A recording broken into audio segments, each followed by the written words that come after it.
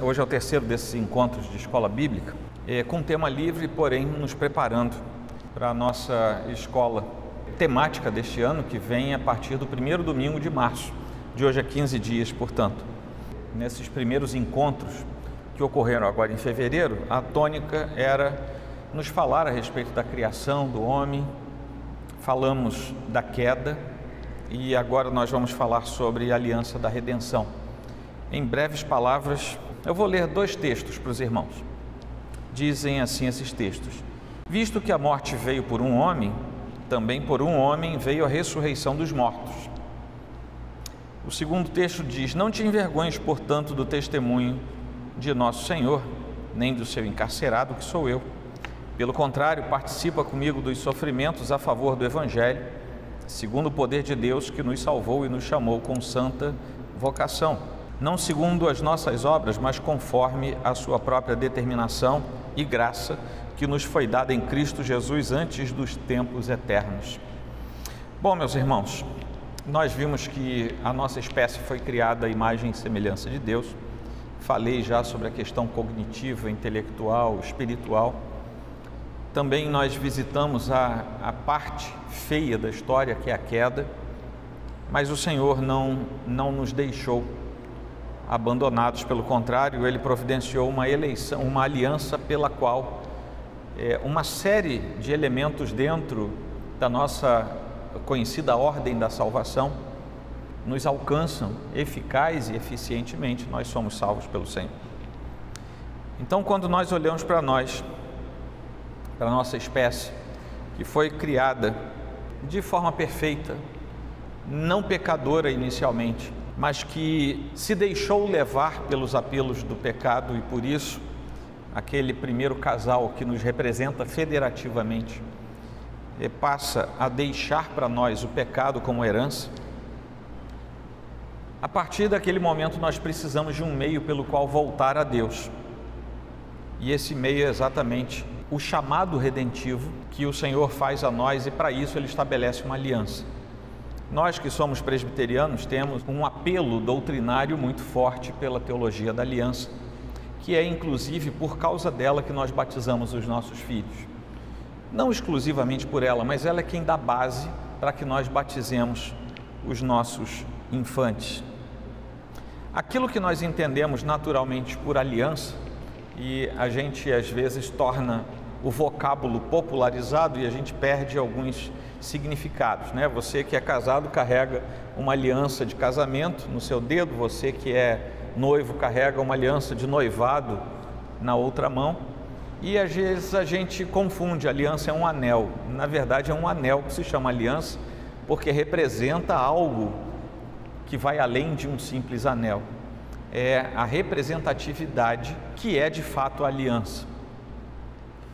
A aliança é algo que semanticamente nos conduz a um princípio de compromisso profundamente estabelecido entre partes. E aí nós temos um problema, porque as partes precisam ser mais ou menos equânimes para que a aliança tenha condição de se estabelecer. Então vejam bem, eu posso fazer uma aliança com qualquer de vocês.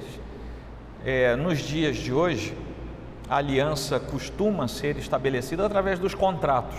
A terminologia vai mudando e a pessoa vai lá: eu quero fazer um contrato com você. O que é um contrato senão uma aliança feita entre as partes? Também mudou o conceito da aliança e do contrato, porque uma aliança não era para ser revogada, não era para ser desfeita. E os contratos já trazem geralmente uma das cláusulas dizendo: se uma das partes não quiser mais, então ela comunica a outra. Enfim, tem sempre ali um senão para que a aliança seja desfeita. Isso chega também na aliança do casamento. As pessoas já casam e já casam dizendo assim: se não der certo, a gente acaba com a aliança. Mas isso se estabelece sobre todos nós, como espécie, porque nós de fato não temos palavra, nós não temos o quesito natural da palavra. Isso se perdeu também com o pecado, com a queda. Então não havia como nós termos uma aliança com Deus, porque Deus não é igual a nós. Deus não é um coigual. Deus é Deus, eu não sou. Não tem jeito, nós somos diferentes.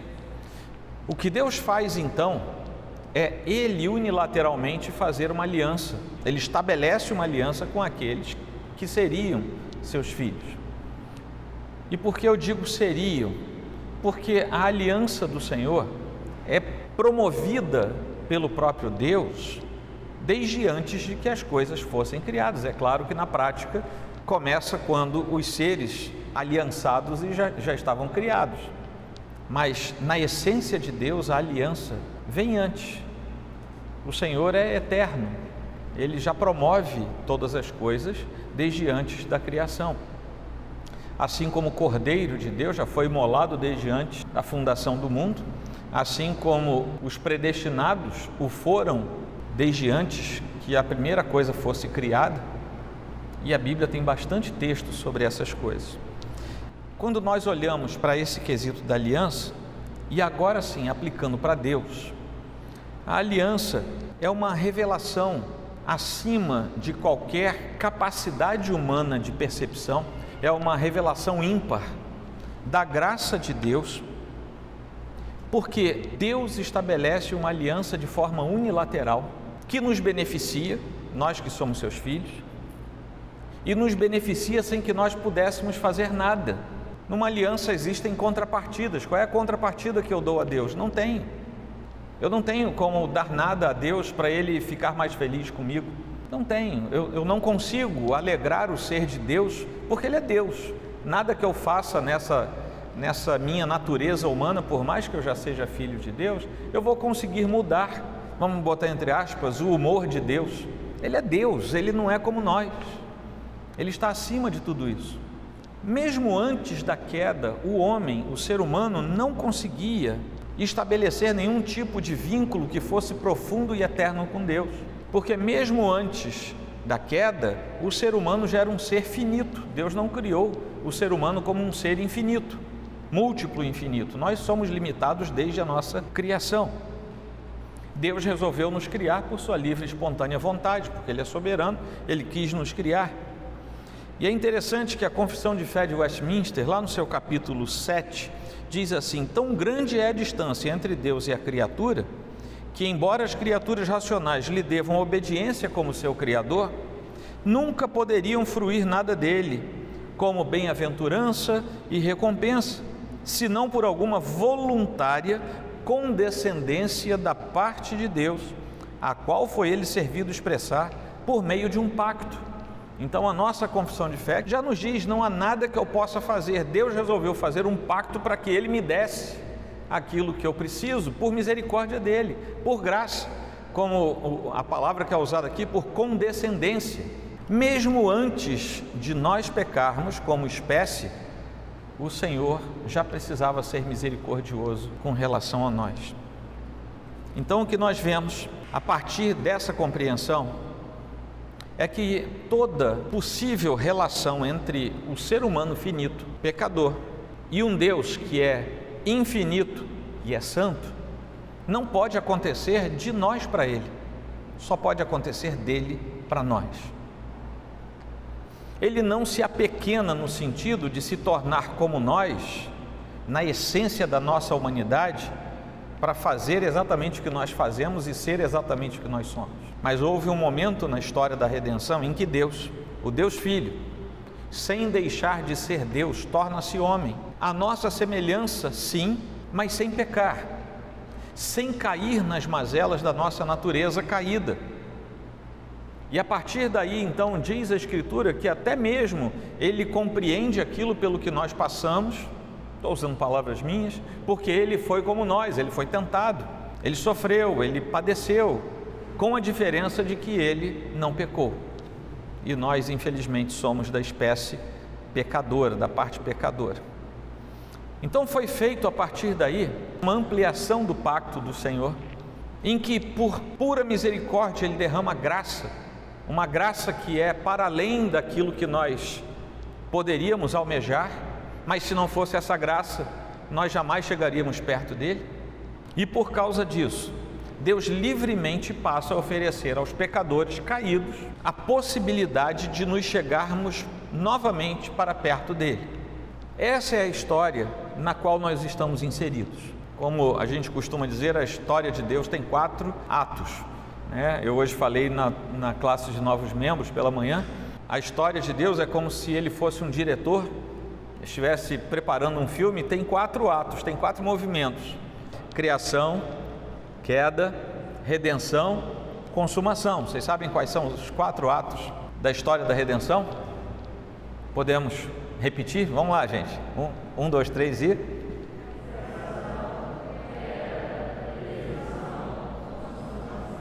Tudo que é a expressão da mensagem da salvação precisa passar direto ou indiretamente por esses 4 atos de Deus. Porque se o ser humano não entender que foi criado por Deus, que ele pecou diante de Deus, ele não vai entender por que ele precisa ser salvo, redenção, e nem vai ter a esperança da consumação, que é a vida eterna. A consumação é o último capítulo para a gente entrar na vida eterna. Então toda a história da redenção está contida nesses 4 atos. Nós estamos ali, na redenção, dentro desse período, desse filme que eu falei, indo para a consumação. E graças a Deus, porque a gente sabe disso, sinal que a gente ouviu a mensagem e entendeu. Bom, esse pacto precisava de um executor. A gente não vai falar agora de como eram os passos da aliança, do pacto do Antigo Testamento, não é esse. É interessante, você pode achar isso por aí em bons materiais, mas não é a ênfase de hoje. Mas o fato é que precisava de um intermediador para que esse pacto entrasse em funcionamento. E não apenas precisava de um intermediador, precisava também de um local apropriado, destinado por Deus, e precisava também de um sacrifício, porque essas 3 coisas precisavam estar lá atrás. Lembra de Abraão? Teve que despedaçar um animal, veio fogo, vocês lembram disso? Havia o lugar, havia o holocausto e havia o intermediador. Essas coisas sempre estavam na hora de selar uma aliança. Essa aliança que agora vem sobre nós e pela qual nós somos renascidos, seria uma outra forma de dizer regenerados, somos gerados novamente, e dessa feita para a glória de Deus, também precisava dessas 3 coisas: o intermediador, precisava do local certo e precisava do sacrifício. Mas qualquer coisa que nós apresentássemos a Deus para que a aliança fosse bem executada, falharia, porque qualquer coisa que nós entregássemos a Deus não teria completude necessária diante do Senhor. É por isso que ao longo da Epístola aos Hebreus nós vamos ver que Jesus, na verdade, ele é o intermediador, ele é o próprio sacerdote, ele é o altar sobre o qual o sacrifício é movido ao Senhor, e ele é o próprio sacrifício. Além disso, ele tem outras funções, ele também é rei, ele também é soberano, mas para os efeitos da consolidação, dessa renovação da aliança sobre os seus filhos, Jesus cumpre todos os papéis, e é apenas e exclusivamente por isso que a aliança da redenção funciona, porque qualquer outra coisa que entrasse no lugar do Deus Filho estragaria tudo. Eu não poderia fazer um altar, eu não poderia providenciar um animal, eu não poderia intermediar nada, nem eu, nem nenhum de vocês, nenhum ser humano, nenhum dos 7, não sei quantos bilhões de habitantes desse mundo, nenhum de nós poderia fazer isso. Por causa da aliança do Senhor, por causa da preservação da palavra do Senhor, aquele que jura pelo próprio nome, porque não há outro nome superior pelo qual jurar, por causa dele e exclusivamente por ele, é que a aliança não apenas foi renovada, mas é preservada e mantida, e assim o será até o fim dos tempos. Essa aliança se representa e se revela na Escritura. Essa aliança não se manifesta na natureza. As obras da natureza, as obras da criação revelam a existência de Deus, mas não revelam a aliança de Deus. A aliança de Deus é revelada na Escritura e, via de regra, pela pregação da palavra, porque é por ela que vem a fé, é por ela que vem a salvação. Então, ao falar sobre Cristo e a sua posição nessa estrutura da aliança, da redenção, um teólogo chamado Luiz Berkhof, o povo que gosta de estudar teologia, Berkhof já que eu falei de filme, o Berkhof é como se fosse uma teologia sistemática cult, todo mundo precisa ter uma, é muito boa, por sinal. Já há outras também muito boas e mais recentes, mas o Berkhof é o Berkhof, ele tem um lugar lá na prateleira de quem gosta de estudar teologia. Mas ele afirma que o Senhor Jesus resolveu e assumiu a missão de pagar todos os pecados do seu povo, sofrendo a punição que era para o indivíduo, ele atrai para si mesmo essa punição, satisfazendo assim todas as exigências da lei, daquela primeira fase da aliança, e satisfazendo assim também, acalmando, aplacando a ira de um Deus santo e justo contra o pecado que é cometido por nossa espécie, porque se ela caiu, ela passou a cometer pecados, e esses pecados afrontam o nome do nosso Deus. Na aliança da redenção, nessa aliança, Jesus Cristo passa a ser o fiador. É Ele quem diz para o Pai: Pai, gente, eu estou usando da liberdade aqui, tá? Liberdade poética quase.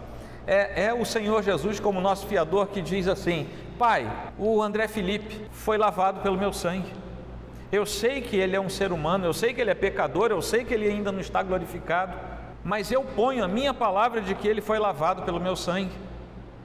Ele é o nosso fiador. No dia que um de nós resvala, é esse mesmo fiador que, assumindo o papel de advogado, diz: Pai, sabe a Rafaela, por quem eu disse que eu ponho a mão no fogo porque foi o meu sangue que a lavou? Ela cometeu esse impropério agora, mas ela pediu perdão. Eu estou advogando em favor dela. O nosso fiador é também o nosso advogado, e de tal forma ele o é, que vai chegar um dia em que diante dele nós precisaremos chegar, e diz a Escritura que diante dele todo joelho haverá de se dobrar, o que não quer dizer que você vai olhar e vai ver assim 15, 20 bilhões de pessoas de joelho dobrado. Isso é uma forma pela qual a Bíblia diz que todos os seres humanos de todas as eras e épocas, por mais que tenham negado Cristo, por mais que tenham afrontado o Senhor, serão obrigados naquele último dia a dizer: realmente, Ele era Deus, Ele era o Salvador, Ele era o Cordeiro Santo enviado pelo Pai, Ele era tudo que aqueles crentes que eu não gostava diziam que Ele era. E todo joelho haverá de se dobrar diante dele. É isso que quer dizer o reconhecimento final de quem é o nosso Deus. Finalmente, uma outra coisa que essa aliança faz e que é afiançado pelo próprio Cristo é que ela tem uma base de eternidade. Ela não é temporária, ela não se esvai com o tempo. A aliança de Deus não tem prazo de validade. A aliança de Deus é eterna, é permanente. E para aquele que está debaixo dessa aliança, a promessa de Deus é uma promessa de eternidade. É por isso que quando nós vemos textos como Paulo, falando várias vezes, que nos levam a entender que nós precisamos diuturnamente renovar a nossa esperança no Senhor. E qual esperança é essa, senão a esperança da bem-aventurança eterna? Esses textos nos ajudam a ver que nós, na verdade, embora ainda aqui, ainda limitados, ainda falhos, ainda não como seremos, ainda como aquele espelho que reluz de forma indevida, incompleta, mesmo assim, nós já temos uma promessa de eternidade da parte de Deus. E isso faz com que nós sejamos um povo diferente. Não com soberba, não com a perturbação alheia, mas somos um povo diferente, porque nós sabemos por que estamos aqui. Sabemos de onde viemos, sabemos em que parte nós estamos da caminhada e sabemos também para onde nós vamos. O ser humano natural não sabe para onde vai, somente o Filho de Deus sabe. O ser humano natural se desespera muitas vezes. Para onde eu vou? Será que eu vou e volto? Será que eu vou sumir? Sou tipo alguma coisa que você pisa, some, e você fala assim: sumiu, não tem nada aqui, não tem alma, não tem nada. E algumas pessoas, um bom número de pessoas, acha que o ser humano é assim também. Mas na verdade, o que nós temos é um compromisso da parte de Deus que nos conduz a uma esperança, porque essa esperança foi pautada na palavra dele próprio. Essa é a aliança da redenção. que em nós, na nossa vida prática, se manifesta quando nós somos informados pelo Senhor e nossos olhos se abrem para o fato de que nós fomos, dentre tantos, escolhidos pelo Senhor para compreender a mensagem do seu santo Evangelho.